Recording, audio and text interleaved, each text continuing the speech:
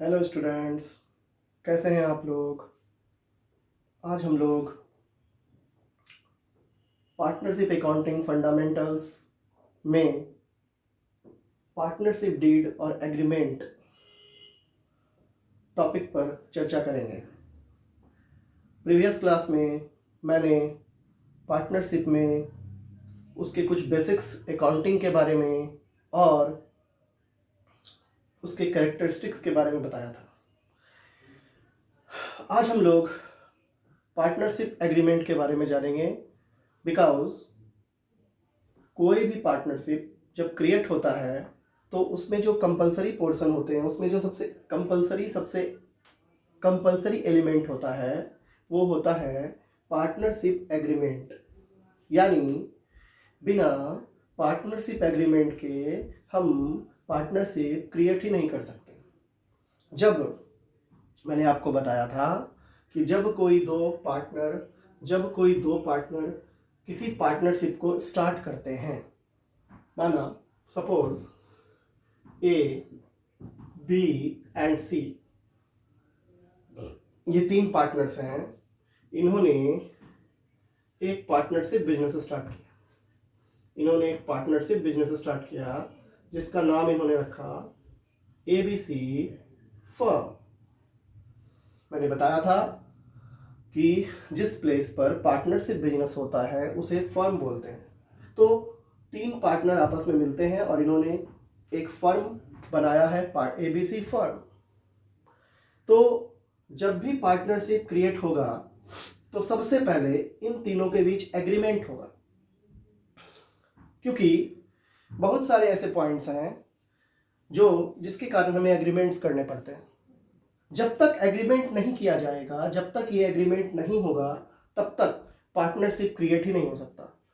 क्योंकि अगर फ्यूचर में मान लो कि अगर तीन पार्टनर हैं, तीनों ने मिलकर बिजनेस स्टार्ट किया और फ्यूचर में अगर किसी भी तरह का प्रॉब्लम क्रिएट हुआ उस बिजनेस में, तो उस प्रॉब्लम को हम एग्रीमेंट निकाल कर हम उस प्रॉब्लम से रिलेटेड जो भी बातें होंगी पार्टनरशिप से रिलेटेड, उस कंटेंट को, उस मैटर को हम पहले ही एक एग्रीमेंट पेपर में लिख लेंगे, जिससे कि फ्यूचर में अगर कोई भी परेशानी हो तो उस एग्रीमेंट को निकाल कर हम देख सकें। अब आज हम लोग देखेंगे कि ये जो पार्टनरशिप एग्रीमेंट होता है, जिसे पार्टनरशिप डीड भी बोलते हैं, साझेदारी संलेख बोलते हैं हिंदी में, इस डीड में, इस एग्रीमेंट में हम किन मैटर्स को शामिल करते हैं। तो सबसे पहले मैं आपको बता दूं कि पार्टनरशिप डीड में दो तरह की बातें होती हैं। अगर पार्टनरशिप डीड को हम और अच्छे से समझना चाहते हैं तो हमें यह समझना पड़ेगा कि पार्टनरशिप डीड में दो तरह की बातें हो सकती हैं। 1 मिनट।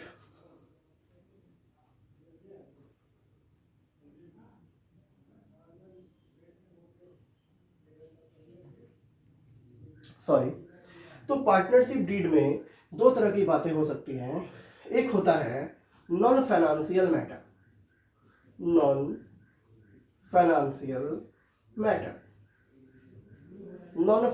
मैटर, और दूसरा होता है फाइनेंशियल मैटर या मनी मैटर।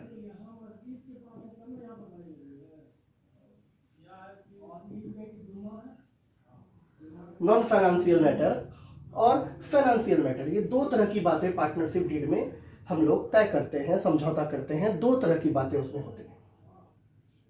अब कौन कौन से मैटर हो सकते हैं, कौन कौन से कंटेंट हो सकते हैं पार्टनरशिप डीड के?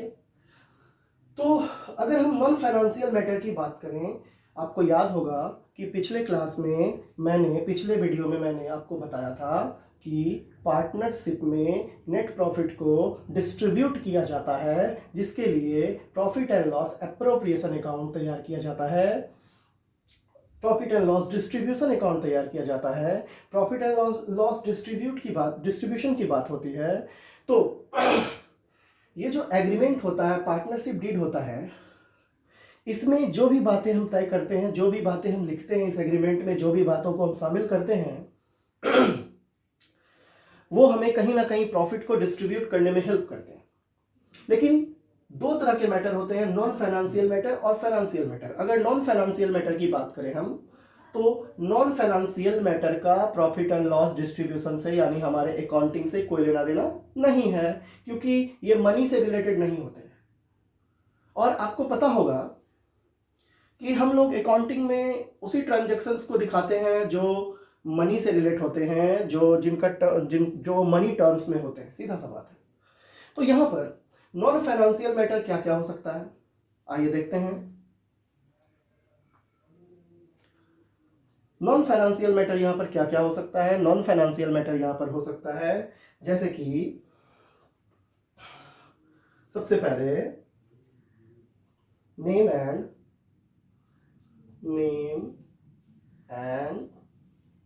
Address, name and address, name and address of the firm, name of the partners,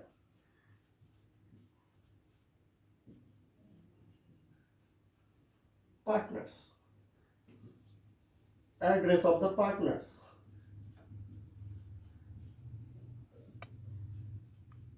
address of the partners,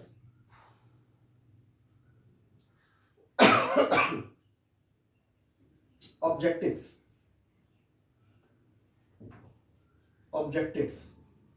etc। और भी बातें होती हैं। ये मैंने नॉन फाइनेंशियल मैटर बोला आपको, name and address of the firm, firm का नाम क्या है, फर्म का एड्रेस क्या होगा, जहाँ पर फर्म अपना बिजनेस करेगी उसका एड्रेस क्या होगा, name of the partner, partner के साझेदारों के क्या नाम होंगे, कौन कौन से साझेदार इस एग्रीमेंट में शामिल हैं, इस फर्म में मिलकर बिजनेस करना चाहते हैं, एड्रेस क्या होंगे पार्टनर के, बिजनेस का ऑब्जेक्टिव्स क्या होगा, किस चीज़ का बिजनेस होगा, बिजनेस का नेचर क्या होगा, नेचर ऑफ द बिजनेस, है ना। तो इन सभी चीज़ों को हम एग्रीमेंट में लिख सकते हैं जो नॉन फाइनेंशियल होते हैं। और आपको इस बात को ध्यान में रखना है कि जब भी हम अकाउंटिंग बनाएंगे, जब भी हम पीएल अप्रोप्रिएशन अकाउंट या प्रॉफिट एंड लॉस डिस्ट्रीब्यूशन की बात होगी, तो हमें इस नॉन फाइनेंशियल मैटर से कोई लेना देना नहीं है। क्योंकि जब हम अकाउंटिंग करेंगे तो हमें मनी मैटर से मतलब है। तो मनी मैटर में क्या क्या लिखी जा सकती हैं, मनी मैटर में पार्टनर्स आपस में तय करते हैं, एग्रीमेंट करते हैं, कैपिटल कंट्रीब्यूशन कितना होगा, कैपिटल कंट्रीब्यूशन के बारे में तय करते हैं कि पूंजी कितना लगाया जाए, व्यापार में किस पार्टनर ने कितना पूंजी लगाया, कैपिटल पूंजी, कैपिटल मतलब पूंजी होता है हिंदी में, और कंट्रीब्यूशन अंशदान मतलब कितना पूंजी लगाया गया हो। दूसरा तय होता है rate of interest on capital, rate of interest on capital, पूंजी पर यदि ब्याज लिया जाता है, इंटरेस्ट ऑन कैपिटल के रेट क्या होंगे, ये पहले से ही तय कर लिया जाता है। Third salary, commission, drawings, interest, profit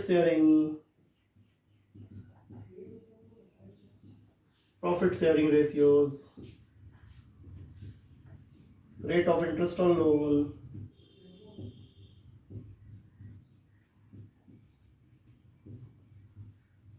etc। और भी बातें होती हैं। तो आप देख सकते हैं, अगर ध्यान से आप देखें तो इन सभी बातों को पहले से ही तय कर लेते हैं पार्टनर्स। और जब इन सभी बातों को पहले से पार्टनर्स तय कर लेते हैं कि फर्म का कुछ नॉन फाइनेंशियल मैटर होते हैं, कुछ मनी मैटर होते हैं, और जब हम प्रॉफिट का डिस्ट्रीब्यूशन करेंगे पार्टनर्स के बीच, जब नेट प्रॉफिट को डिस्ट्रीब्यूट करेंगे पार्टनर्स के बीच, तो कहीं ना कहीं हम लोग फाइनेंशियल मैटर, मनी मैटर को ही ध्यान में रखेंगे।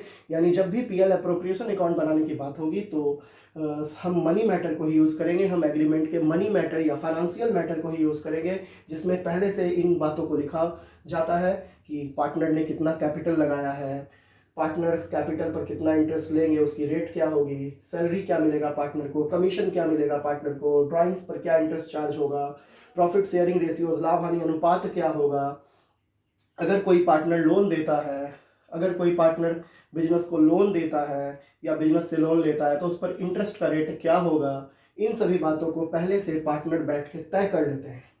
और जब फाइनेंशियल, नॉन फाइनेंशियल और फाइनेंशियल सभी बातें तय कर लेते हैं तो जितने भी पार्टनर होते हैं वो इस एग्रीमेंट पर अपना अपना साइन कर देते हैं। जैसे ही एग्रीमेंट पर साइन हो जाता है ये एग्रीमेंट बनकर तैयार हो जाता है। अब कोई भी पार्टनर इन बातों से मुकर नहीं सकता, उसे इस पूरे एग्रीमेंट को फॉलो करना पड़ता है। जब तक बिजनेस चलेगा कोई भी पार्टनर इन बातों से मुकर नहीं सकता कि मैं इंटरेस्ट ऑन कैपिटल इतना % नहीं लूँगा, मैं प्रॉफिट शेयरिंग इक्वल नहीं, मतलब जो भी रेशियो दिया गया है, मान लीजिए प्रॉफिट शेयरिंग रेशियो दिया गया 2:1 ये तय किया गया है, तो कोई भी पार्टनर ये नहीं बोल सकता कि हम 2:2 बाद में ये नहीं बोल सकता कि हम 2:2:1 में प्रॉफिट शेयरिंग नहीं करेंगे, क्योंकि तीनों ने अपना साइन कर दिया है इस एग्रीमेंट पर। और जैसे ही एग्रीमेंट पर साइन हुआ ये एग्रीमेंट बनकर तैयार हो गया। तो जब भी अकाउंटिंग की बात होगी, जब भी हम प्रॉफिट एंड लॉस डिस्ट्रीब्यूशन का बात करेंगे, जब भी प्रॉफिट एंड लॉस डिस्ट्रीब्यूशन की बात होगी तो कहीं ना कहीं हमें फाइनेंशियल मैटर्स जो होंगे, फाइनेंशियल मनी मैटर्स जो होंगे उस पर हमें फोकस करना है, उस पर हमें ध्यान देना है। क्योंकि आप देख सकते हैं कि ये जो इंटरेस्ट ऑन कैपिटल है या सैलरी, कमीशन, ड्राइंग्स जो भी पार्टनर्स को दिए जा रहे हैं, प्रॉफिट शेयरिंग, सब कहीं ना कहीं नेट प्रॉफिट का ही पोर्शन है, कहीं ना कहीं प्रॉफिट के डिवीजन से रिलेटेड है, कहीं ना कहीं प्रॉफिट के डिस्ट्रीब्यूशन से रिलेटेड है। इसलिए हम लोग इन फाइनेंशियल मैटर्स और मनी मैटर्स को ध्यान में रखकर profit and loss appropriation account तैयार करेंगे। तो मैं आशा करता हूं कि आप लोग को एग्रीमेंट के बारे में समझ में आ गया होगा। अब मैं बात करूंगा, कभी कभी क्या होता है कि कभी कभी ऐसा भी हो सकता है कि पार्टनर्स जो हैं वो कोई एग्रीमेंट ही ना करें। अगर अकाउंट बनाने की बात हो, पीएल एप्रोप्रिएशन अकाउंट या profit and loss distribution account बनाने की बात हो, तो उनके पास कोई एग्रीमेंट ही ना हो, है ना। तो ऐसे केस में जब कोई फर्म या जब पार्टनर्स एग्रीमेंट नहीं तैयार कर पाते हैं तो ऐसे केस में हमें कौन कौन से रूल पर ध्यान देना है, इस बातों को समझना होगा। कभी कभी एग्जाम में क्वेश्चन भी इससे रिलेटेड आ जाते हैं, तो आइए देखते हैं।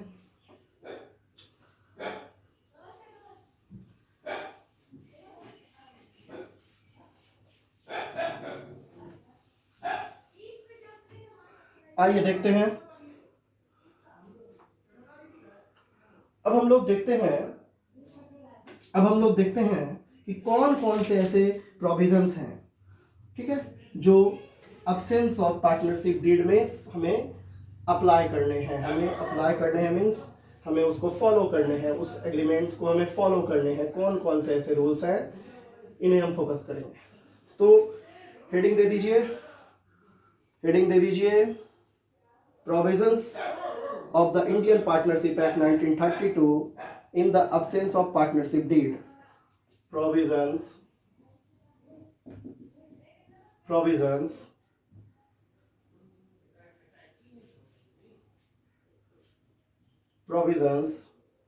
of the Indian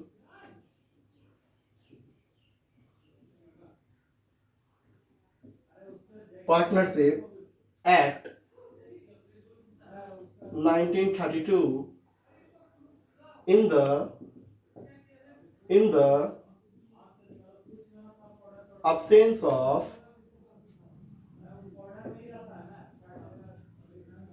partnership deed। इसका मतलब होता है कि जब पार्टनर्स किसी कारणवश अपना एग्रीमेंट तैयार नहीं कर पाते हैं तो हम लोग किन प्रोविजंस को फॉलो करेंगे। आपको ध्यान देना चाहिए यहाँ पर कि पार्टनरशिप बिजनेस को ऑपरेट करने के लिए एक एक्ट बनाया गया जिसे हम लोग बोलते हैं इंडियन पार्टनरशिप एक्ट 1932।